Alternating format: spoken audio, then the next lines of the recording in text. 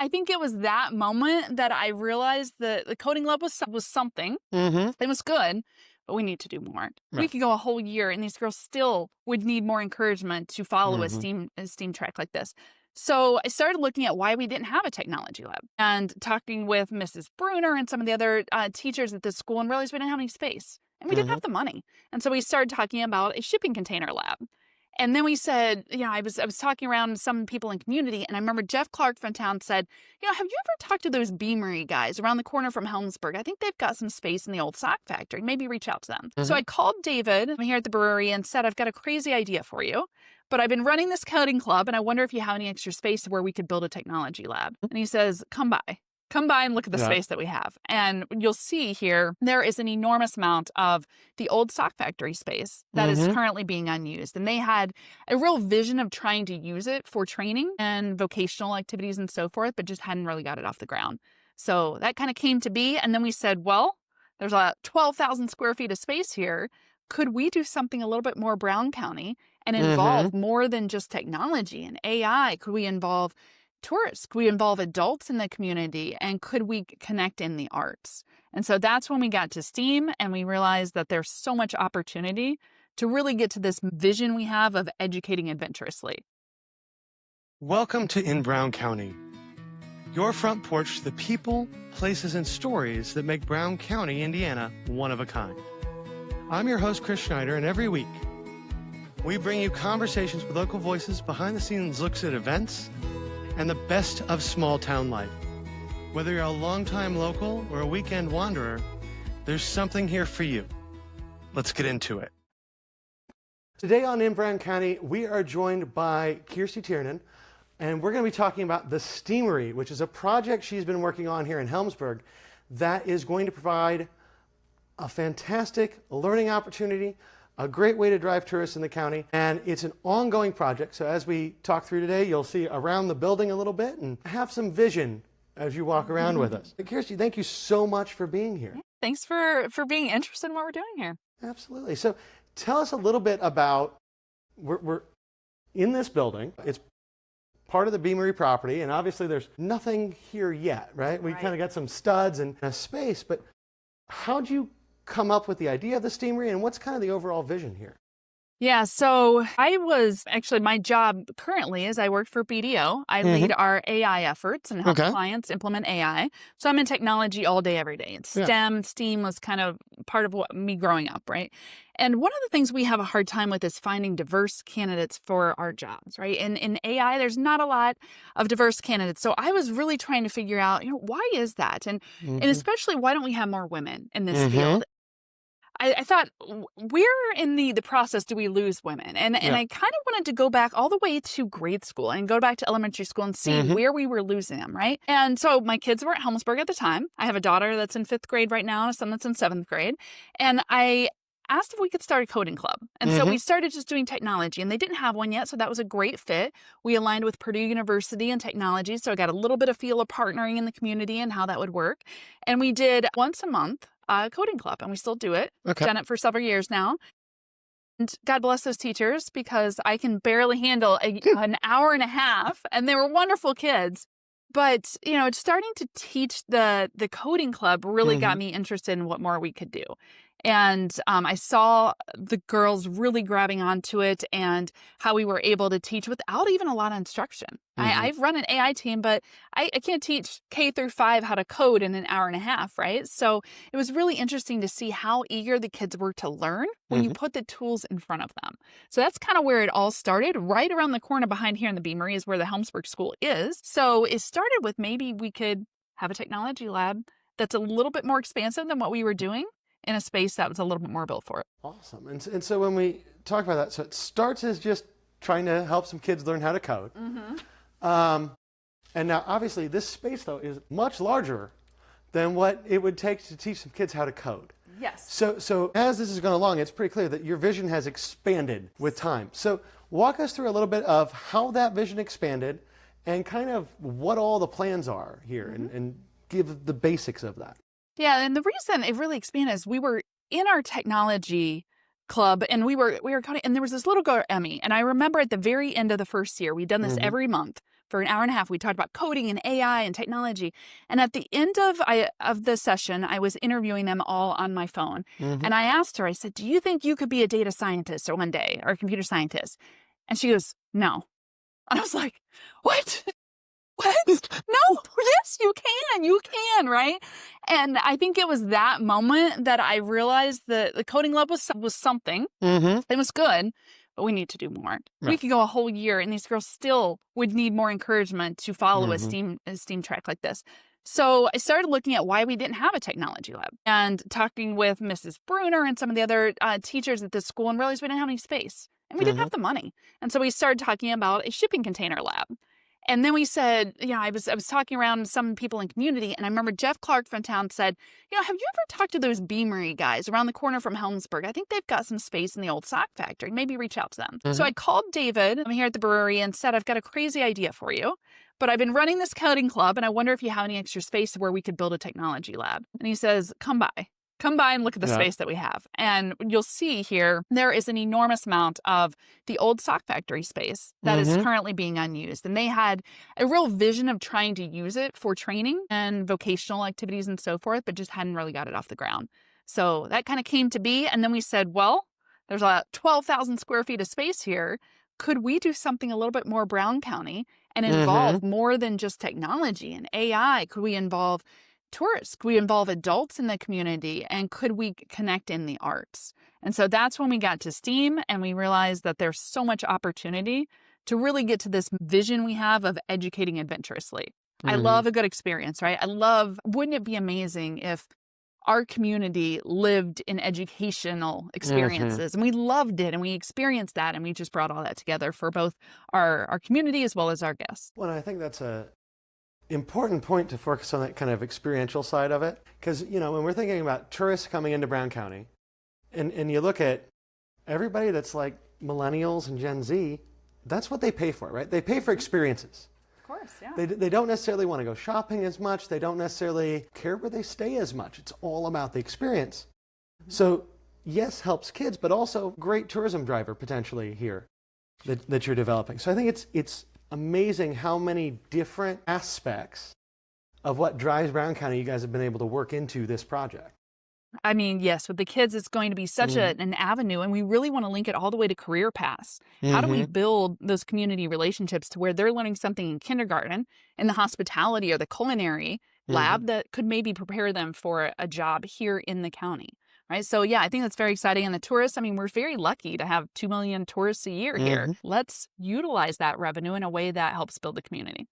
And so I want to build on something you just said, because you just said, give the kids job training that keeps them here. So let's dive into that a little bit, because I know when a lot of times when you think about Brown County, and even families that have been here for a long time, the pattern seems to be go to school here, grow up here, move somewhere else, get ready to retire, move back. So how can we prevent that through this kind of STEAMery education? Well, there are plenty of people here doing advanced technology, STEAM kind of careers from the hills of Brown County that weren't here and even didn't grow up here, right? Like myself, my husband, a lot of our friends are all moving here because we love where we live, right? We love the experience, the outdoors, and pulling all that together. We just have to enable people to be able to do so. So I think now with AI and with some of the remote work opportunities, we're going to have a real opportunity to not only build careers for what we currently have in industry in this community, but the future of those careers too. And think about hospitality, right? We're often building our hospitality training as for our kids so they can be a waitress or waiter at 16 or 17 or 18, but they don't think about that as I want to be the chef at the local restaurant, or I want to build, a restaurant from the ground up. And so that's what we're really trying to drive, is the idea that even as a kindergarten, you could be a culinary expert, and that could be a career all the way from the start. Yeah. And I think that's just wonderful, right? Because it's the more we can do as a community to either bring people in, like either of us, right, that would not live here if we didn't have the internet. Right. Or to keep people that are here, that's all going to help Brown County in the future.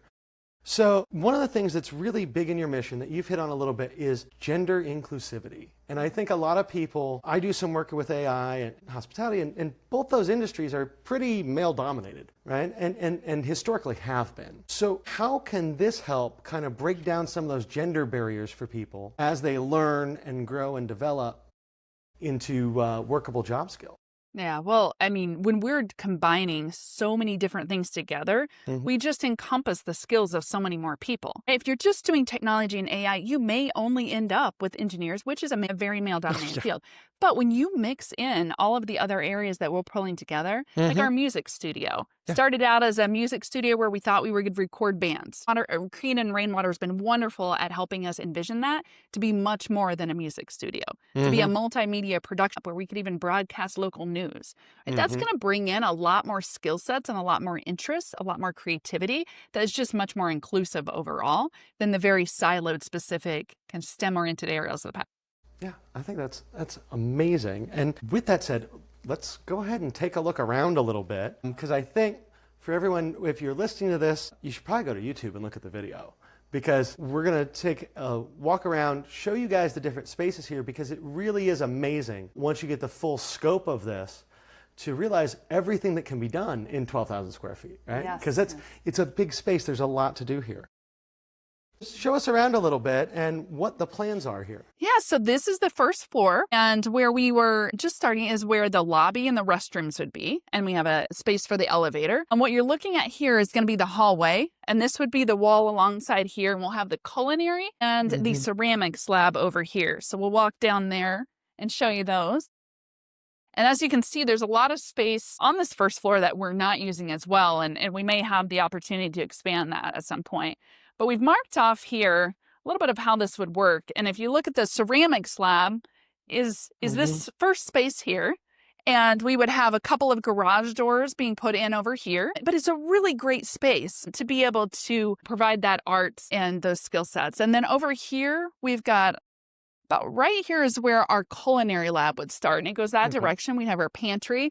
And this is where we really see our kids being able to learn from the student perspective, but also be able to host those farm-to-table dinners, giving dinners for some of the community projects and so forth. But this is really kind of our hospitality lab and culinary lab. So with that culinary lab, the hospitality side of it, because that's huge, I feel like, because of how much tourism is in Brown County and how valuable those skills can be for folks. And you just mentioned that you were talking about potentially doing some dinners. So tell me a little bit more about that. We've been envisioning a lot of different things that we could do, right? But I think about if you had kids and students that are actually learning how to be chefs, right? And being able to host a dinner. We used to do these giving dinners for the community foundation where we raise money for nonprofit. I think the whole idea and everything that keeps coming up in this whole thing is about partnership and community. And, you know, even the hospitality, the culinary lab could be training, but also hosting and, you know, being able to raise money for other initiatives and so forth. So I think there's a real opportunity not only train, but maybe even have tourists be able to have an experience like a cooking class, right? Those things are all really fun and could be a way to enjoy the STEAMery. Absolutely. So let's take a look upstairs, because for those of you watching, there is so much more than what you've seen so far.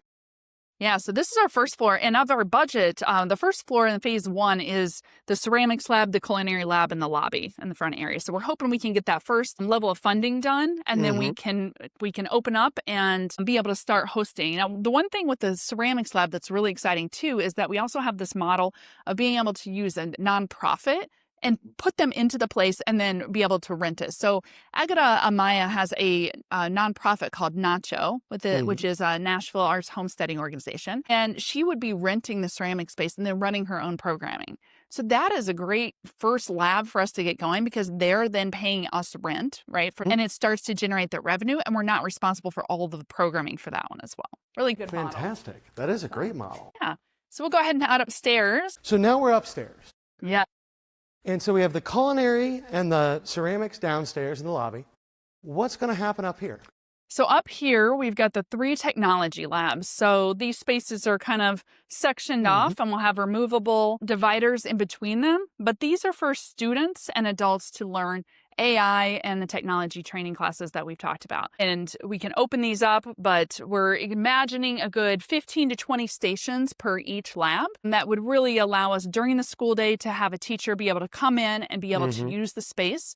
Even talking about things like virtual AI tutors. Okay. That would help the teachers actually feed their curriculum in and then let the kids work with the AI tutors to be able to, educate on whatever subject or area that they want to learn more on. So, and then I think for the adults, very similar, we're partnering with the CRC. So very similar to how they provide some of their IT certifications, if we can provide additional AI advanced training, maybe side hustle type work for adults that want to earn a side income, being able to really take the mystery out of AI and make it feasible and understandable and really be able to generate revenue and income for the local community. Well, I know we touched on this when we were downstairs, but I think that's one of the things that we'll see more and more in Brown County. Right? As everything goes AI, as everything continues to go remote, I think we're going to see a lot more tech folks living here, because how can you have a better place to live if you don't have to go to the office? You really can't come up with a better way to live in such an outdoor community-focused area and then be able to still do your work. And we're very lucky. I mean, this is one of the first places that had fiber internet because of the school, right? So kind of coming full circle there. So I know one of the things we've talked about that's going to be here that is really different, I think, because it's one thing to say, okay, we have an IT lab, but you guys are also doing an e-gaming lab and a robotics lab. So tell us a little bit about that. Yeah, I mean, all of our kids are gaming now, right? So we might as well turn it into some form of education. And we've been associating with the Indiana State E-Gaming Association, and they have a great program that creates teams for the kids. So, I mean, there's a lot of kids that aren't into athletics, right? We want to create a team environment for them as well. And basically, you create these teams, and they do a combination of learning how to code and learning AI. They do their actual e-gaming tournaments, and then they do a level of physical activity as part of the team as well. So it's a really cool way for kids to become involved, and adults, lots of e-gaming tournaments and adults and virtual events that we can be hosting. So we imagine this as a space with a really well done, outfitted e-gaming lab that can be not only used by the kids and maybe some of the adult teams, but where we can host tournaments. And then there's not a lot of space to have an audience, but what we want to do is we want to put watch parties throughout the community, different restaurants and the different spaces, and get the parents, the family that are here for the tournament out into the community.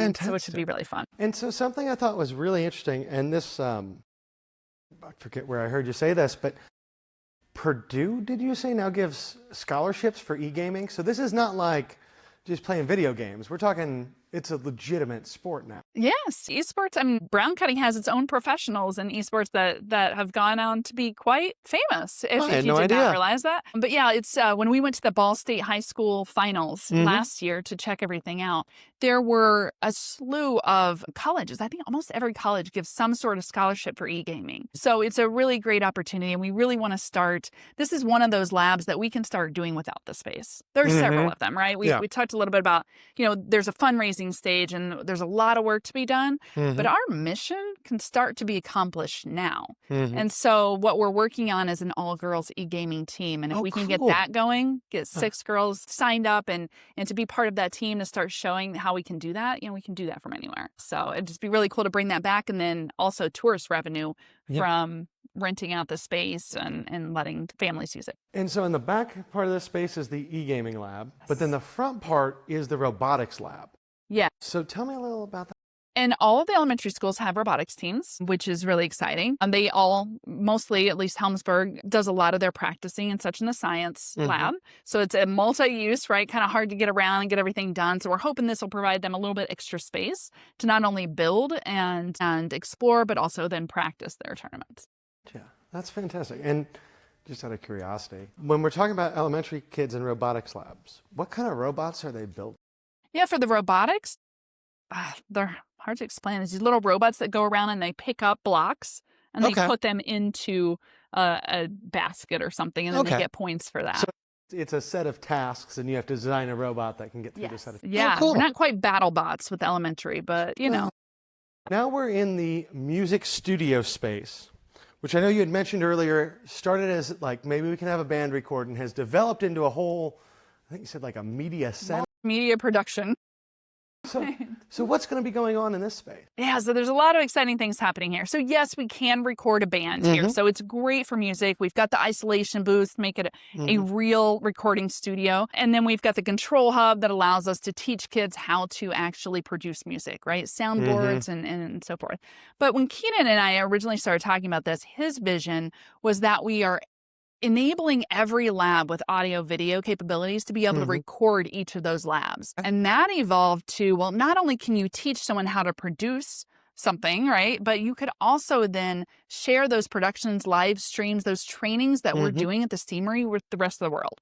And that becomes much more probably advertisement of Brown County and our skills more than anything, but could also be a revenue source and a revenue stream. Sure. All the while helping to educate people on how to do digital production. Yeah, which is, you know, I mean, obviously, well, if you're watching this or listening to this, you're watching or listening to a digital production, right? Yes. But this is the way that everything is going now, right? Because if you look at the power of the individual person to produce media and get it out there, is like it's never been before. Yes. So I think it's probably a really essential life skill for kids.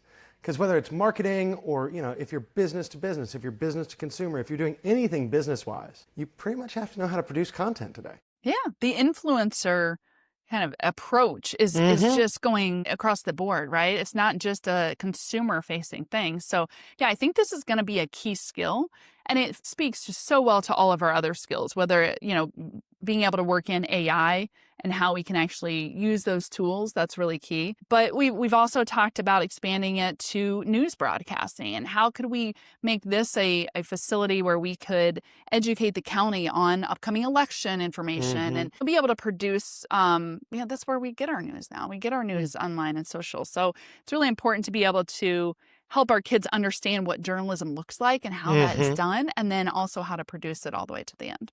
Yeah, and then, you know, if nothing else, we'll turn it into a YouTube station and tourists can come have their kids do their own YouTube channel. And there's value in that too, right? I mean, it's because all these things, well, and the thing is that all these things can happen together, right? You can do a band one day and a podcast the next and do a news show. I think it's really great that part of what you're talking about is local news. Because I know, having lived in Brown County for a long time, it seems like the best source of news is Facebook, right? It's Brown County Chatter. Tends to be where all the news is. And outside of the weekly paper, that's really, well, and we got a once a month radio show for an hour. Outside of that, there's really not much news. There's not. That's not. And, you know, yes, maybe we have a Brown County Chatter fun show, which might be exciting and fun, but I think it would just be really great to do true journalism. Absolutely. Yeah, because there isn't that much true journalism going on here. And we've got a lot of opportunity to regionally impact and collaborate. So we're partnering up with Indiana University Center for Rural Engagement, and their job is to connect students and professors with local rural initiatives to be able to help them. We have Cammie Lewis actually has a class. She teaches 3 classes at IU, and she's looking at having her kids come help with the production studio with awesome. Video and being able to teach courses. So I think let's make use of the universities, the colleges around us, and the people that are available to us. We've got a lot of great opportunity. Well, absolutely. And let's talk a little bit more down that path of partnerships and community, because I know, yes, the building, we have tape on the floor. It's all kind of concept. But I know, even though it looks a little concept right now, you have spent a huge amount of time beating the pavement, building those connections and the relationships you need to make all this fall into place. So you mentioned that you have a relationship with IU, a couple of different local folks you do, but what other relationships have you built to make all this happen? Yeah, so there's a lot of people behind the scenes on this that have been around for the very start, probably a year plus that we've been talking about this. The Community Foundation has been involved. And locally, you know, we just had a lot of great volunteers and support. Beyond that, Cummins has been involved at the very beginning as well. And they're actually, Evan Razor, who is a local member of the community, is a leader for Brown County's community involvement team for Cummins. And so they're very interested in how they can support, and they've been connecting us with folks and are planning a work day and giving us lots of support there. So there's a few organizations like that, a few corporations that are helping us out and interested, along with some of the statewide events and initiatives like Rural Opportunities and ROI and Ready and so forth. So we're trying to align and connect as many dots as possible to really have a regional impact. And so just to make sure people kind of understand where all this is, right? Because I think you have 3 phases and you're in the middle of phase 1 and trying to grow this, get the community engagement there, get some attention here so that this can become what it needs to be to help support the community and help the students. So tell us a little bit about where you are and kind of how that process is going. So the 3 phases that we're looking at that we've kind of broken this down to are within the different areas and how we're building out the lab. So we're in phase 1, we're fundraising for phase 1, which is the downstairs lobby area, the restrooms, the culinary, and the ceramics.